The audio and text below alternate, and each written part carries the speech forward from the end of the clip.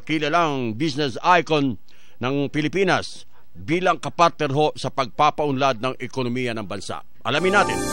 Our guest for today is a prominent business executive who has managed a variety of business corporations as chairman of the Insurance of the Philippine Islands Company, Incorporated, Philippine Exhibits and Theme Parks Corporation, Metro Cebu Public Savings Bank, and president of Centrix Corporation and the Chamber of Commerce of the Philippine Islands. Besides that, he is likewise an experienced spokesman for the promotion of business as a former president and CEO of the Philippine Stock Exchange, chairman of the Philippine Central Depository, chairman of the Audit Committee and independent director of the Philippines' largest oil refinery, Petron. His civic involvement and positions include being the Secretary General of the ASEAN Chamber of Commerce and Industry, co-founder and former president of the Philippine Chamber of Commerce and Industry, chairman of the Association of State Trading Organizations, and co-founding member of the APEC Business Advisory Council. He has also been a keynote speaker in over 150 occasions worldwide and awarded the Agora Award for Marketing Excellence by the Philippine Marketing Association, featured as Exhibition King by Asia Week magazine, and given the Outstanding Professional Award by the Letran Alumni Association in 1985. With the many accomplishments he has, it is with great pleasure to welcome our featured guest for today, Mr. Jose Luis Yulo Jr. Okay, sa mga oras na ito, makakasama natin, narito na si Ginoong Jose Luis Yulo Jr. At magandang hapon, sir. Good afternoon. Magandang hapon, Alan, at saka sa mga nakikinig sa iyo. Okay. Kayo po ay presidente ng Chamber of Commerce of the Philippine Islands.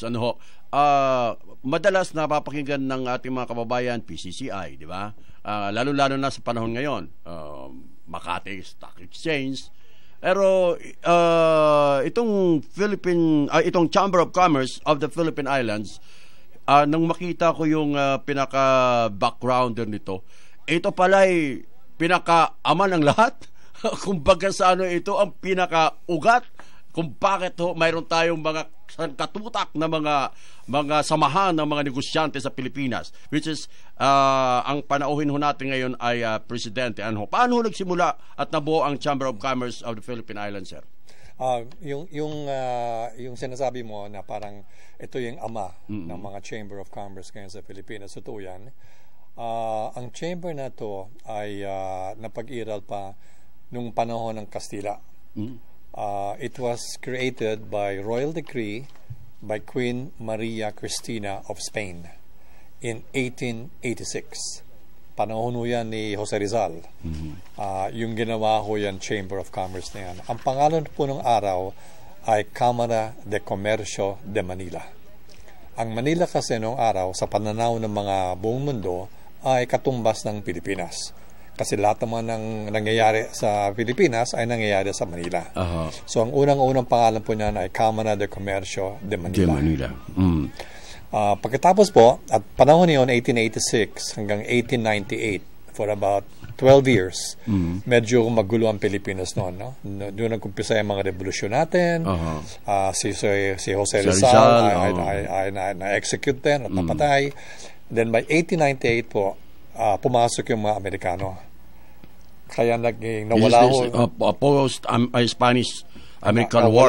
Nawala ho yung Spanish at yung American sama nang pumasok. Pagpasok ko ng Amerikano naman, nagkagulo na naman tayo dahil nagrevolusyon naman ang Pilipino against America. Natapos ho lahat yan by 1903.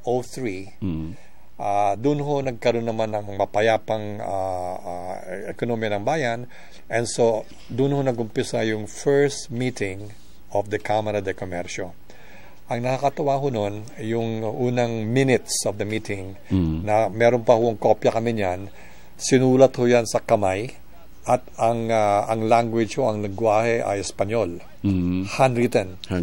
Pero yung hong witness, na parang yung chairman of the meeting ay Amerikano, si Governor Taft, na Taft Avenue. Taft Avenue. Siya ho yung unang-unang nag-convene Chamber of Commerce. General William Taft. Howard Taft. And so, since naging English na ho tayo, through time, na ilagay yung pangalan ng Ingles. No? From Comercio from Cámara de Comercio de Manila, naging Cámara de Comercio de Islas Filipinas, tapos naging Chamber of Commerce of the Philippine Islands.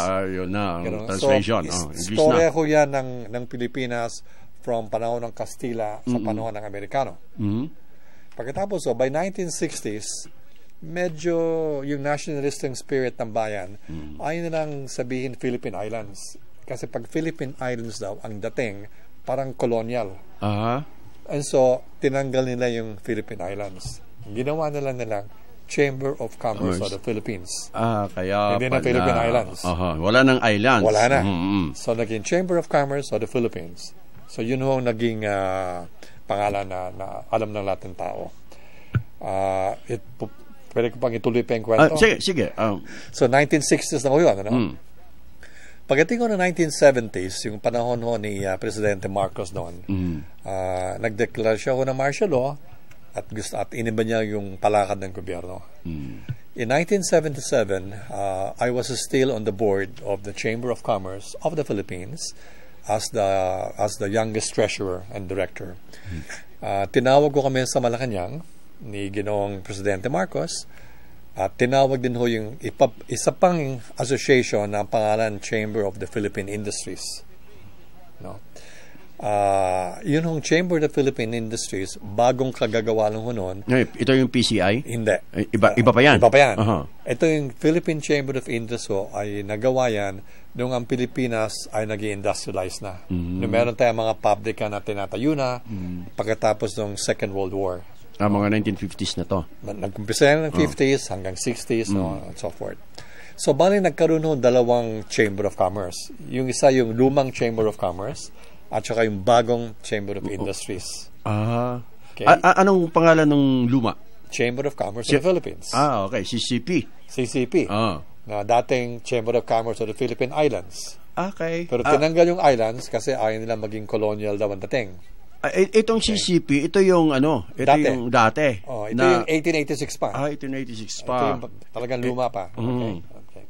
So, nagkaroon ng bago na industry group naman. Ito yung mga may-ari ng pabrika. Medyo nag-aaway yung dalawa kasi sabi ng mga may-ari ng pabrika, ang gusto nila import control. Gusto nila walang papasok na importation, dapat protektahin lang ang Philippine industry, yung gawa sa bayan.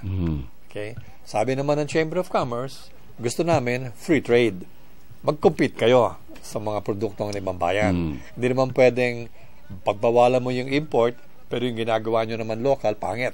Kailangan lumabang kayo. So, medyo magkatunggali yung dalawa. Okay. So, sa mga tuwid, tinawag kami dalawang organisasyon ni Presidente Marcos sa Malacanang. At ang sabi niya, nung nandun na kami, I am revamping the government. I am taking away the Department of Commerce and I am creating a new one. I'm calling it the Ministry of Trade and Industry. Parang MITI ng Japan. So kayo, commerce. Kayo, industry. Merge. Pinagsama. Yan ang utos. Yan ang utos. Ano yun? Yung CCP at saka industry. PCI. CCP and PCI. Chamber of Commerce Philippines. Philippine Chamber of Industries. Sabi ng Presidente Marcos, merge kayong dalawa. Mag-asawa kayo. Para meron katapat yung gobyerno na Ministry of Trade and Industry. Parang 1:1. Diba? Yun ang. So, of course, balika kami sa aming mga board, usap-usap. Yung industry group, pumayag na ma-dissolve at mag-merge sila sa Chamber of Commerce of the Philippines. Ang Chamber of Commerce of the Philippines... Ano ang na-dissolve? Ang PCI? Hindi, ang mag-dissolve yung PCI. PCI ang na-dissolve. Okay. Ang CCP nandyan pa. Okay. Kung gusto nila sumama sa Chamber of Commerce. Ang Chamber of Commerce naman, sabi ng mga board noon, bakit tayo papayag? Tayo may history, tayo may mga assets, tayo ang pinakamalaking chamber. Itong mga ito, hindi naman natin kasundo yung kanilang sinasabi, paano sila magdo-join sa atin? So, ayaw ng Chamber of Commerce. Pero sabi nga naman, kung hindi naman tayo gagawa ng something na solusyon, baka naman mag-issue ng presidential declaration at i-abolish tayo. By law. By law. Kasi martial law eh. Martial law. So baka matanggal din tayo. Okay. So ang napagkasunduan na lang is gumawa ng bagong chamber. Bago. No? Yung dating industry group, mawala. Which is the PCI. Mag-abolish. Abolish. Pero yung Chamber of Commerce, maiwan dyan, pero mag-hibernate. At lagyan namin yung pangalan Foundation. Chamber of Commerce Philippines Foundation. At parang matulog na lang siya para lang maitaguyod yung kanyang history. Pero hindi na siya masyado maingay, hindi na siya gagalaw ng mga dating ginagawa niya. At ang gagawin na lang namin, mag-create ng bagong Philippine Chamber of Commerce and Industry. Yung nabuhay yung 30 members ng industry group, 30 members sa commerce, and I was one of the members from the commerce side. 30 and 30, total 60 kami. Nagsama kayo? Gumawa kami ng bago. Ng bagong, ito na yung bagong anak. Ayan ang PCCI ngayon. So that was formed in 1977. Binigay namin kay Presidente Marcos. Sabi namin, Presidente Marcos, imbes na mag-merge kami, gagawa na lang kami ng bagong Chamber of Commerce and Industry para makatumbas namin yung gobyerno. Yung binuo niyang Ministry of Trade and Industry. So, yun ang nangyari. Sa makatuwid, ang PCCI ay pinanganak 1977. Ang Chamber of Commerce Philippine Islands ay pinanganak 1886. Yun ang kaibahan. Pero natulog na lang kami sa tabi. Okay? Bale, from Cámara de Comercio de Manila, naging Cámara de Comercio de Islas Filipinas, naging Chamber of Commerce of the Philippine Islands, then naging PCCI. Hindi pa? Hindi. Ano pa? Naiwan siya mag-isa. Naiwan siya. Foundation. Yung foundation na sinasabi mo. Naglagay ng foundation. Para lang maiba. Para lang maiba, oo. Pero yung kanyang legal entity, patuloy. Hindi namatay. Oo. Nag-iba lang nagdagdag ng pangalan at nag-hibernate. Okay. May next question, sir. Ano ang significance ng mga ganyang organisasyon? Regardless kung anuman ang mga pangalan, paano ito nag-evolve sa isang bansa, kagaya ng Pilipinas? Okay. Lahat ng bansa sa buong mundo, mas saan ka pumunta, may makikita kang Chamber of Commerce. Lahat ng bayan, meron yan. No? Kasi ang Chamber of Commerce ay asosasyon yan, grupo ng mga tao na nasa industriya, no? Nasa komersyo, nasa business. No? Kung tutusin mo, di ba, ang gobyerno ay may organization. Ang military ay may organization. Di ba? Ang labor is also organized. Diba? So, ang businessmen are also organized. Yun ang mga tinatawag na Chamber of Commerce. Now, kabit sa Chamber of Commerce yan ay yung mga industry associations. For example, Association of Toy Makers. Pero yun, toys lang yun. Toys lang. Pero ang Chamber of Commerce sa lahat. Basta't nasa negosyo ka, basta't nasa industriya ka, pwede kang kasama ka. Okay. Pero specific industry, kung kotse lang ang ginagawa mo, meron ka ng iyo na para doon lang. Diba? So yung Chamber of Commerce, generic. No? Yung association ng industriya, specific sa industriya. Okay. Curious lang ako. Kasi 86 pa, ha? 86 pa yung organisasyon na nabuo. Bakit hanggang ngayon nasa third world country pa ang tawag sa atin? Maraming dahilan yan. I don't know if 1 hour is enough. No?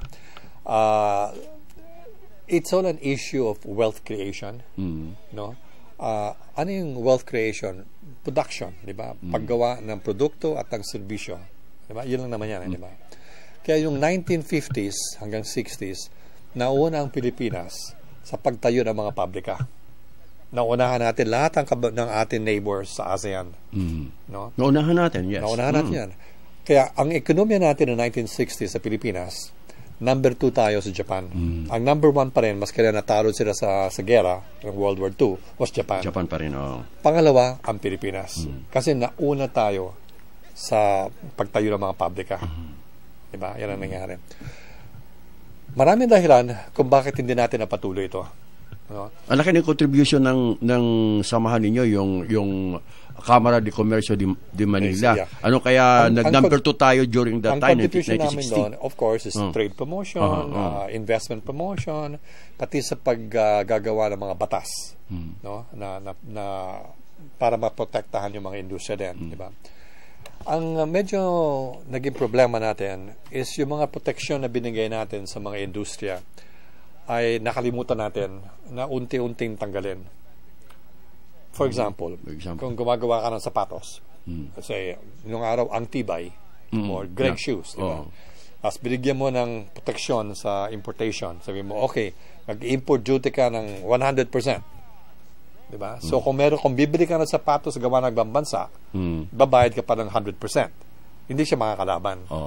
Okay? Okay lang yan sa umpisa, habang nag-umpisa si ang tibay. Pero dapat yan, taon-taon, binabawasan mo. Habang lumalaki yung pabrika, habang tumitino, binabawasan yung proteksyon niya. Okay. Para darating ng panahon na makakalaban na siya sa ibang gumagawa ng sapatos. Quality-wise. Kumbaga, pinapalaki mo yung bata. Pero hindi mo pwedeng arugayin ng bata habang lumalaki. Kailangan pababayaan mo siya maging independent. Ano nangyari sa atin? Nakalimutan natin na tanggalin ng proteksyon yung mga industriya natin. So, ano nangyari? Naging spoiled. Hindi na nakapag-compete. Yes. Yung 100% duty na binigay natin, import duty. Kaya wala na akong nakikita ang tibay ngayon eh. Yung 100% import duty na yan ang naging inefficiency ng local production. Kasi inisip niya, bumili ka ng sa abroad, 100% duty, pwede pa ako maging tamad-tamaran, di ba? Okay lang, protektado naman ako eh. See?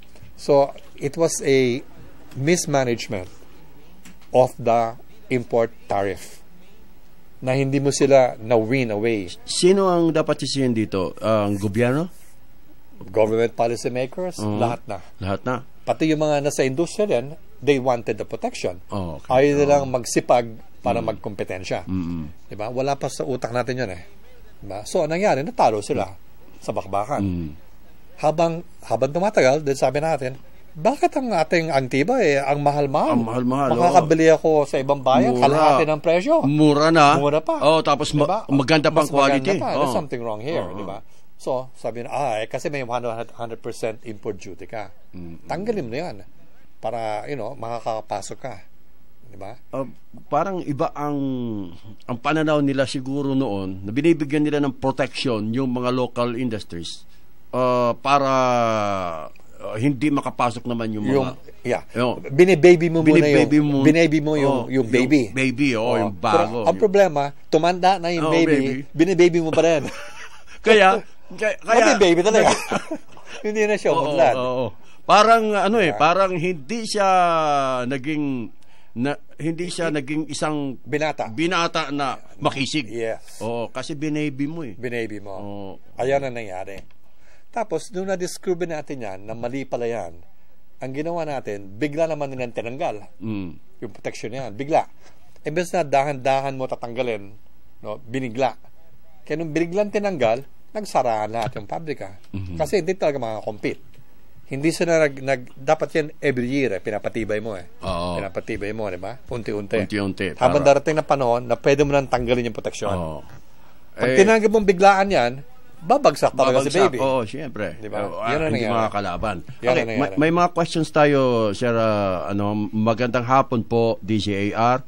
Ikinagagalaw ko pong marinig si Sir Noy. Sir Noy, ha? Kilala niyo siguro to ng Chamber of Commerce of the Philippine Islands sa Sunshine Radio. Bernardo Alvarez from Muntinlupa City. May tanong ba? Nagpapahiwatig lang na siguro nakikinig siya.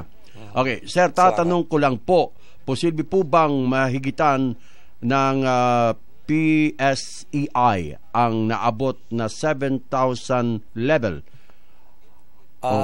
champ ng Taguig. You're talking of the Philippine Stock Exchange Index, no? Index. Na pumatak ng 7,500 2 months ago, no? 1 month ago. Bumagsak ulit ngayon, you know. Kung titignan mo po yung price-earning ratio ng mga kumpanya, pag ang price-earning ratio, sa akin lang, no, ay lumagpas ng 20 times earnings, no? Tinatawag ng PE ratio. Kung basahin nyo yung periodico, let's say Sun o Star, no? Kung yung Star, makikita mo yung column doon ng stock exchange, PE ratio, price-earning ratio. Kung ang price ng pagbili ng stock ay 20 times the projected earning of the company, medyo sa pananaw kung mataas na yung presyo. Okay? Meron pa ko tayong mga stocks na nandyan na less than 20 times earnings. No? Nasa 15, nasa 16, gano'n. Yun po ay tataas pa yan. No? Pero marami na hong lagpas sa 20. So, ang sagot ko ho, pwede kong tumaas yun ng 7,500 index sa tingin ko mga next year. Pag pumasok na ho yung talagang kita ng mga kumpanya na yan by the end of 2013. No? Pero this coming months, medyo mahirap siguro umabot ng 7.5. Pero it will still be good enough, no? Kasi ang Bangko Sentral po ngayon ay pinuputol nila yung special deposit account. No? Binabaan nila yung interest to almost 1% something. No? Kasi ang gusto nila, yung mga nagtatago ng pera lang sa bangko, ay kung babaan mo yung interest noon, aalis na yung pera at ilalagay nila sa negosyo o bibili ng stocks. So, hindi babagsak ko yung stock market natin, pero ang pagtataas ko niyan sa tingin ko by 2014. Okay, mayroon din kaming nakuhang report na ayon sa Innovation Index naman, umakyat daw tayo sa ikalimang pwesto. Ano po ang significance nito?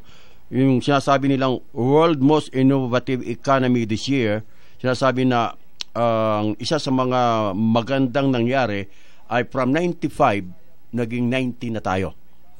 Yung innovation, parang ibig sabihin nun yung you're more creative, may mga inventions ka, nag-iisip ka ng bagong paraan paano kumita. Diba? Yun ang ibig sabihin nun, no? So, sinasabi nila na siguro dahil sa atin business outsourcing, yung atin mga call centers, yung mga gano'n, no? Na bagong negosyo na pinasukan natin, di ba? Ang nagdadala ng pera sa bahay natin, no? Yung OFWs, pwedeng sabihin, innovative in a sense, no? Yung mga gano'n, no? Ito yung mga new ideas, new inventions, no? Na pwede mong pagkitaan ng pera. No? Yun ang ibig sabihin yan. Pero meron mga ibang inventions, gaya ng mga gumagawa ng cellphone, mga smartphones, di ba? Kasama rin ho yun sa innovation. Although wala tayo doon. Maganda na ba yung ano na yan, yung innovation index number natin, 90?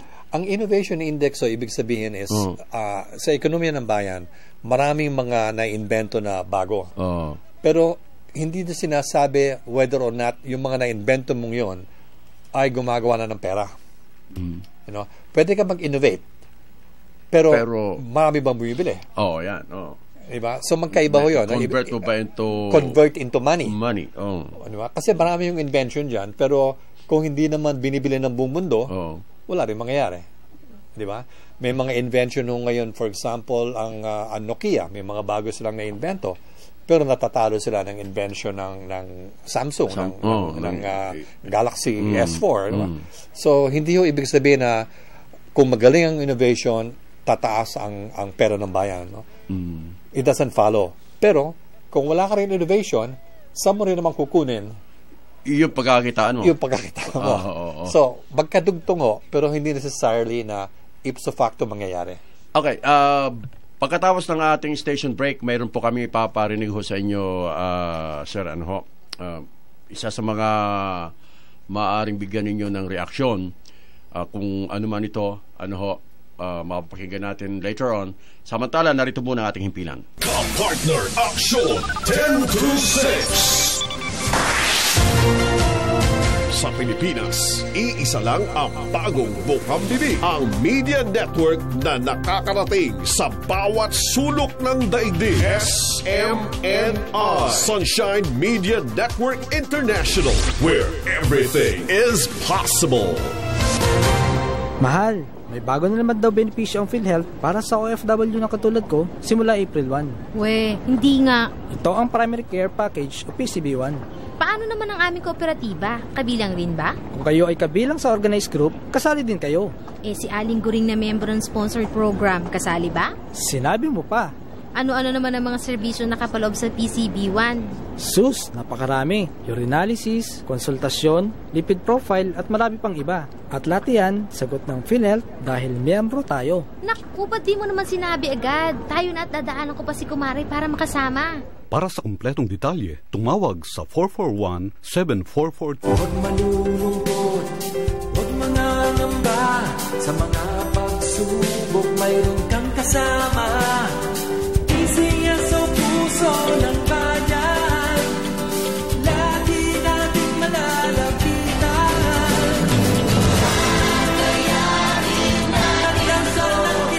PCSO, pusong Pilipino, pusong panalo. Ang pusong panalo. Tangkilikin natin ang Lotto, Sweepstakes at Small Town Lottery ng PCSO para buong bayan panalo.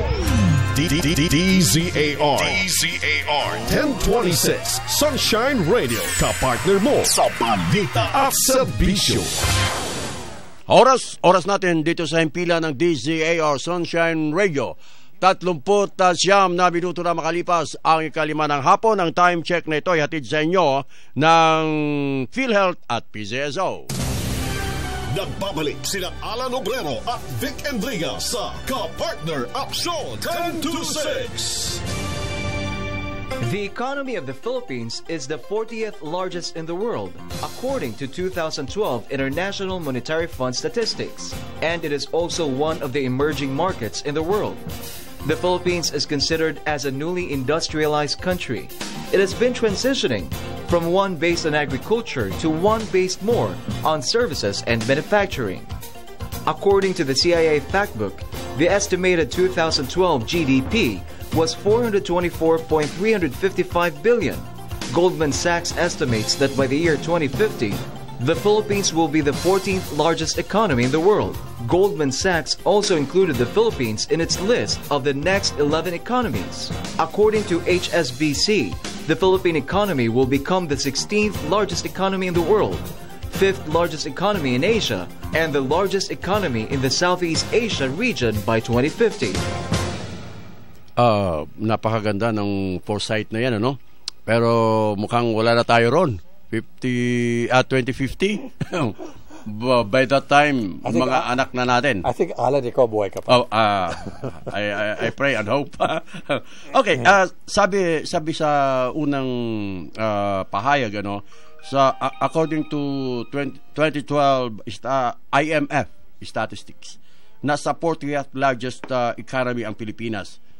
Maganda pakinggan, pero parang hindi maramdaman sa ako man, hindi ko maramdaman yan.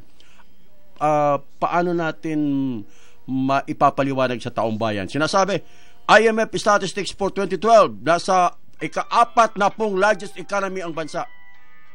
Baka mamaya sampalin ka ng ang sinasabi po ng IMF, 40th, no? 40th largest economy ng iba-ibang bansa, no? Yung mga members po ng United Nations, that's over 200 countries, no? So we are 40th doon, no? Pero wala akong reference kasi yan sa population base. No? So we are almost 100 million people now, no? Now isipin mo, America is only 260 million people. Almost double, 2.5 ng Pilipinas, di ba? Pero their economy, their gross economy is a lot bigger than ours, no? So malayo pa ang pananaw, no?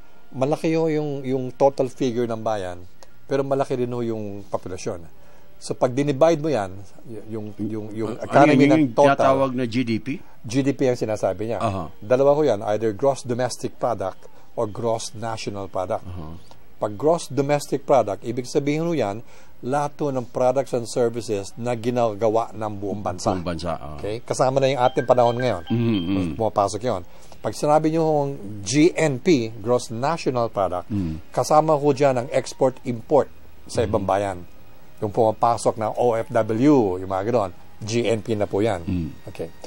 So, either GNP o GDP po yan, kukunin mo yung buong transaksyon parang isang kumpanya po, yung buong benta ng kumpanya, di ba?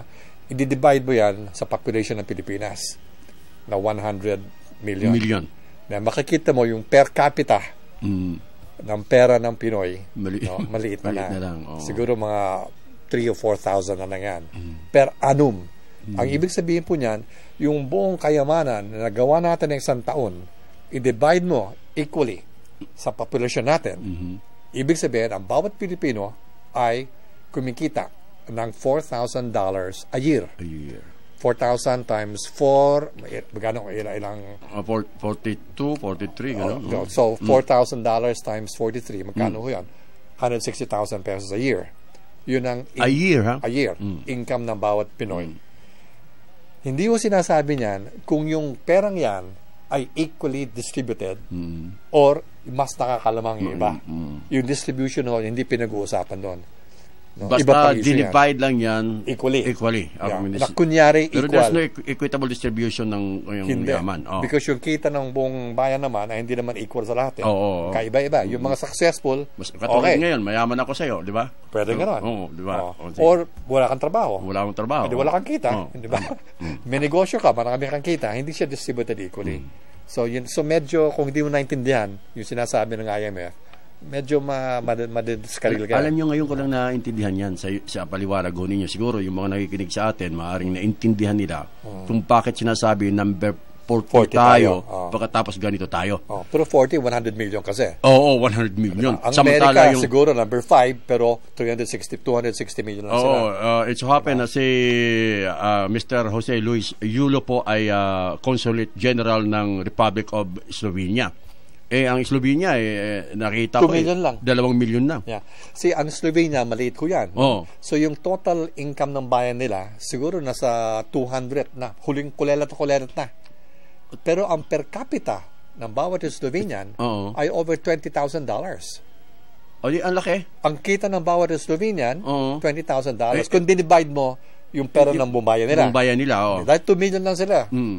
Tayo, $4,000 lang compared to $20,000 ng Slovenia. Although mas malaki yung kita ng buong Pilipinas kesa sa kita ng buong Slovenia. So yung numbers kailangan ma-relate nyo para maintindihan. Pero syempre po, kung malaki ang kita ng buong bayan, ibig sabihin, maraming kita yung bayan. So, tama na ba yun para i-share ng population? Diba? I-relate mo doon. Sabi rin, according to CIA fact book, ang umaabot to sa 424.355 billion. Anong ibig sabihin nito? Yung purchasing power po ng parang lumalabas dito na yung fact book ng CIA fact book ng GDP. Yun yung total nun. Yun ang total recorded transactions ng buong Pilipinas. Kasi napakinggan ko kanina yun isa sa mga bilanggit. So, i-divide mo yan by 100 million, you will get about $4,000. Okay. Yeah. Okay. Kanina rin, nabanggit yung Goldman Sachs. Ano po ito? Ang Goldman Sachs ay isang funds manager. And they also come up with their own ratings, di ba? So, it is like parang Banco de Oro, capital, pero more on a fund management type. Ibig sabihin yung mga may pera sa buong mundo, bigay mo kay Goldman Sachs, siya mag-i-invest. Either sa bonds, either sa pautang, or kung ano mga financial instruments na pagkakitaan mo. Ibig sabihin, mayroon silang otoridad na makapag-foresight ng kinabukasan ng isang because bansa. Ang trabaho nila ay tumanggap ng pera sa mas kanino at hawakan yung perang yan at palaguhin. In trust for the owner.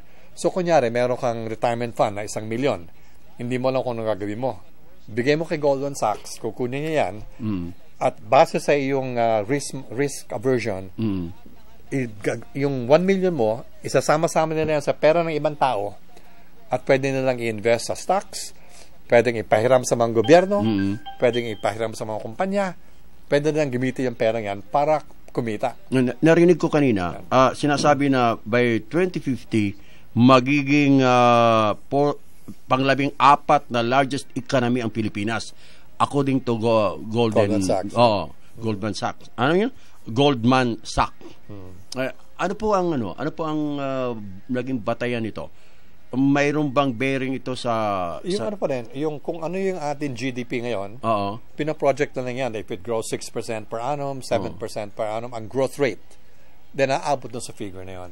Based on current figures. And they're saying that the Philippines is expected to grow mga 6.5 to 7% growth.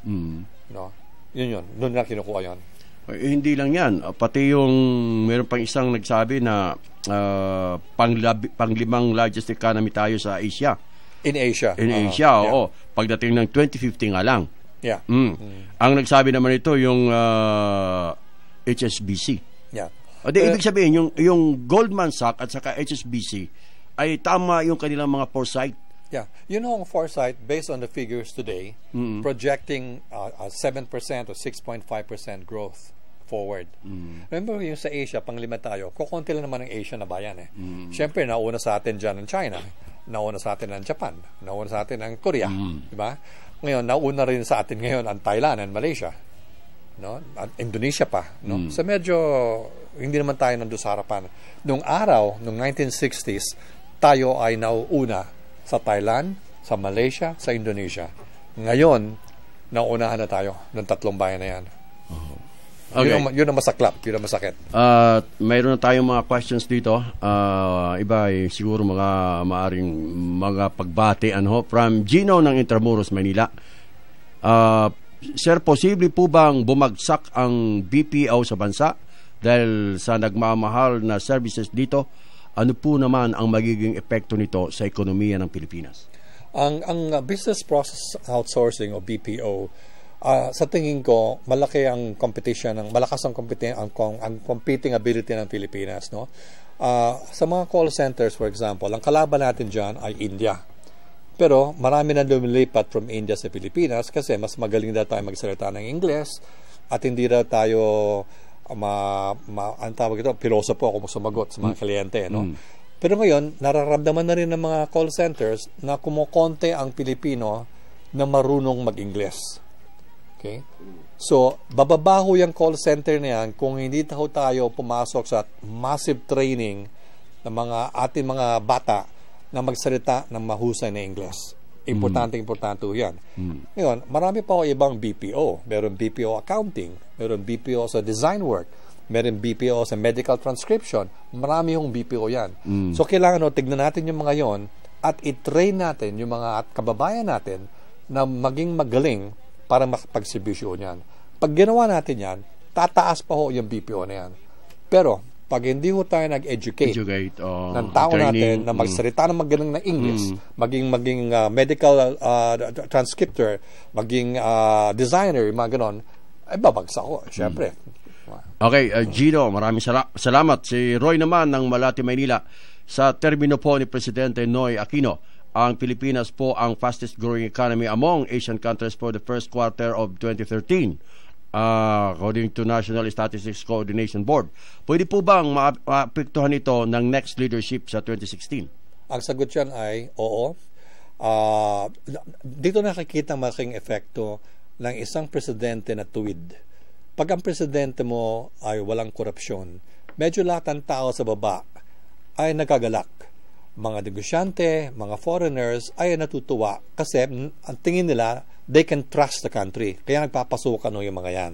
Ngayon, after 2016 po, at nagpalit tayo ng presidente, at bumalik dun sa korupsyon natin, patay na naman tayo. Babaliktad na naman tayo. Kaya importante po na si Pinoy, Presidente Aquino, ay maghanap po siya ng sinong pwedeng pumalit sa kanya by 2016 na tuwid at hindi korap at matinurin para tuloy-tuloy. Ngayon, kung naabutan na ho natin yung momentum ng economic development na on its own may inertia na, parang avalanche yan eh. Pag nangyari po yan na buong yung mga citizens mismo ay gumagalaw na. Parang pinuminon na yan eh. Then magiging parang avalanche yan, hindi matitigil yan. Maski na yung susunod na presidente ay medyo baloktot. No? Matatabunan po siya ng galaw ng mga mamamayan. At mahihirapan din siya maging korap kung ang mga mamamayan ay hindi siya papayagan. So, ang sagot po dyan ay hindi lang ho magagawa yan ng presidente na susunod, tayo rin ho ay dapat makialam dyan. Okay. Kasi kung papayagan natin yung susunod na presidente o yung mga sumusunod na gobyerno na mangurap at mangarakot, tayo rin may kasalanan. Okay, maraming salamat Roy ng Malati, Maynila. Thea ng Guadalupe, Nueva Makati City. Sir, gaano po kalaki ang magiging impact ng mga Chinese goods na pumapasok sa bansa laban naman sa locally made products? Malaki. Malaking problema yan. Hindi yung impact, problema talaga, ha? Problema talaga yan. Kasi anong nangyari sa China, lahat ng bagay na kailangan ng mundo ay nagagawa sa China. Sa presyong siguro 1/3 lang kung gagawin sa Pilipinas. Ang sweldo ko ng tao doon, ang minimum wage sa isang sa last time I looked at it was $30. $30 ang sweldo a day. That is only 1/3 po ng minimum wage ng worker ng Pilipinas. So kung ikaw ay gumagawa ng garment, paano ka nalaman? Kung ang sweldo mo sa mananahe sa Pilipinas ay 500 pesos, ang sweldo mo na mananahe sa China ay 150 pesos, paano ka nalaman? Imposible. Okay. Diba? Kaya problema talaga ho kung paano natin malulutas ang China. Mabuti na lang merong BPO, merong mga call center na medyo nakakalamang tayo at hindi tayo pwedeng kalabanin ng China. Pero ang China ngayon ay nagka-crash course sila sa pagtuturo ng English. No? Marami sila ngayon na pinapasok na English teachers para matuto sila ng English. So importante rito ay education talaga. Okay. At saka industriya. Maraming salamat, Thea ng Guadalupe, Nueva Makati City. Okay, galing naman kay Niel ng Cavite. Maaari niyo po bang ipaliwanag kung bakit kulelat ang Pilipinas sa choice ng mga foreign investors? Ang sagot po niyan ay nasa periodiko araw-araw pag binabasa nyo. Number 1, marami ho tayong krimen na nangyayari. Number 2, yung ating infrastructure po, kung subukan yung bumiyahe, maski na sa Manila, yung pwede mang dapat ibiyahe ng 10 minuto ay 1 oras. No? Yung ating mga kalye, yung ating mga basura, kadumi, yung hangin natin, mahirap po ilinghap. No. Yung mga marami sa gobyerno, yung serbisyo, masama. Yung airport natin, kapangit. Ang dumi-dumi. Yung banyo ng airport, ang dumi-dumi. Yun lahat yon ay dahilan kung bakit kulelat tayo sa mga turista. Kung kayo ay bumisita sa Thailand, sa Singapore, at sa mga bayan, tingnan mo lang ho kung anong meron sila doon na wala sa atin. Kasimple lang ho makita yan. At yun ang sagot kung bakit kulelat tayo sa pagbisita ng ibang bayan. Okay, from Carlos Jude ng Western Bicutan, Taguig City. Good afternoon, sir. Gaano po competitive ang Philippine market laban sa Southeast Asian market? Anong ibig sabihin market? Yung consumer market? O, hindi ko naintindihan ang tanong. Kung ang consuming market, consumer products, nasa population lang ho yan, no? So, if we are 100 million and Thailand is only 50 million, so doubling atin market capacity to buy goods, no? Kung yun ang sinasabi niya, no? Okay. In your assessment, do we have a clear economic development agenda under the Aquino administration? Mahirap pong sagutin in the sense that sa aking pananaw, dapat ho meron tayong long-range plan kung anong gusto natin maging ang Pilipinas. Ibig sabihin, saan po tayong gustong industriya na pumasok na tayo ay magiging number 1 sa buong mundo. Yun ho ang hindi ko nakikita, no? So far, sabi natin tayo magiging number 1 sa business process outsourcing. Pero kulang po yan. Ano pang ibang industriya na dapat maging number 1 po tayo? For example po, tignan nyo Japan, di ba? Saan sila number 1? Number 1 sila sa paggagawa ng mga kotse. Number 1 sila sa paggagawa ng mga electronics. Na-pinpoint na nila kung saan sila gagaling sa mga industriya na makakapag-employ ng tao. Okay. Tanungin natin ng Pilipinas, saan ba dapat magaling ang Pinoy? Entertainment ba? Tayo ba magiging entertainment sa buong mundo? Saan? Maids? OFW? Ano ba dulo natin? Pag nakakita ka ng German, ano na sa utak mo? Technical. Mercedes-Benz. Ganon. Makina. Ganon. Pagdating mo ng Amerika, ano na sa ulo mo? Magaling sa sports yan. Hollywood, magaling sa entertainment yan. Magaling sa iPhone, mga invention. Pag sinabi mo Pilipinas, magnanakaw yan. Nako, magnanakaw yan. Nako, mga babae na lumalabas sa bansa. Ay, nako, OFW. Ano tayo? Di ba? Saan tayo dapat patungo? Okay, another question. Ito, tanong ni Kapartner Vic Indriga. Ano po ang dapat gawin ng pamahalaan upang makapagpatupad ng gradual reduction ng dependence ng ekonomiya mula sa OFW dollar remittance? Well, the only thing na pwede kong gawin dyan ay mag-pinpoint tayo ng mga ibang industriya na pwede tayong gumaling at unti-unti natin umpisahan at palakasin yung mga yon. Para pag humina po yung OFW, lalakas naman yung ibang industriya. Kailangan diversified yung ekonomiya natin. At saka yung OFW, pananaw ko dyan, yung mga grandchildren po ng unang OFW, sa tingin ko hindi na ako magre-remit ng pera yan. No, unless magpapadala po tayo ng mga bagong OFW taon-taon, yung third generation na napanganak na sa Amerika o sa Europa, medyo malayo na ho ang relasyon yan sa Pilipinas. Sa tingin ko, yung mga bataan na yon, medyo mahina na ang pagre-remit niyan. Tumataas pa ang remittance sa atin dahil araw-araw marami pa rin lumalabas. Okay. About 10 million po ang Pilipino na nasa labas. That's 10% of the Philippine population. One last question na lamang sapagkat wala na tayong oras, Sir Yulo. Ang charter change ba na pinag-uusapan ngayon sa Kongreso ay paborable ba? Makakatulong ba sa ekonomiya ng ating bansa, sa mga businessmen? Sa palagay po, nag-accelerate tayo ng panahon dyan because sinasabi nila, for example, kailangan daw i-liberalize yung ownership ng ating mga lupain na pwedeng mag-own yung mga dayuhan. Bakit po yung China? No foreigner can own land. Pero tumataas ang ekonomiya nila. Wala akong relasyon yan sa pag-may-ari ng lupa. No? Nandun lang ho yun sa prevention ng crime. Yung ating judicial system ay kailangan gumagana ng magaling, di ba? Yung ating gobyerno kailangan matuwid, di ba? Maliwanag po yung ating mga regulasyon. Yun lang ho naman Hindi ho yung pagmamayari ang problema ng lupa. So sa tingin ko, mali ho ang parang sinasabi natin dahil ang Pilipino ay maraming korap. Maraming mamamatay tao. Madumi yung bayan, walang ipaktura. Dahil dito, isolba natin yan, palitan ng constitution. Mali ho mali ang pananaw ko Hindi tama because sa ibang bayan ang dayuhan ay hindi rin pwede magmayari. Di ba? Magtayo kayo ng car factory sa China.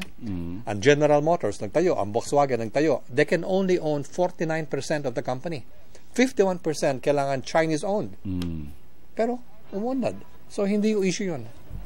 Okay, malinaw ho yung pananaw na yan, Sir Yulo. Samantala, ala na tayong oras. Maaari siguro sa susunod na mga pagkakataon na maimbitahan natin muli si Mr. Jose Luis Yulo Jr. Isa sa mga economic icon ng Pilipinas at talagang masasabi natin na yung kanyang mga pananaw mayroong basehan sapagkat hindi lamang ho siya isang ordinaryong negosyante kung hindi. Ngayon ko lang nalaman, sir, na kayo pala ay Consulate General ng Slovenia. Pwede natin next time pag-usapan ito. Okay, paalam na tayo, sir. Maraming salamat, Alan, sa iyong invitation. I look forward to coming again. Okay. Thank you, sir. Most welcome. Sa pangalan po ng pinakamamahal naming Pastor Apollo C. Kibuloy, ako naman ang inyong lingkod, Alan Afable Obrero, na papaala, mabalos, wasalam, damong salamat, tagang salamat sa inyong tanan, Diyos tiagina kada kayo. Amin. Glory to God. Muling samahan ang ating mga kapartner sa balita at serbisyo sa muli nilang paghataw sa Himpapawid bukas sa ganito ring oras at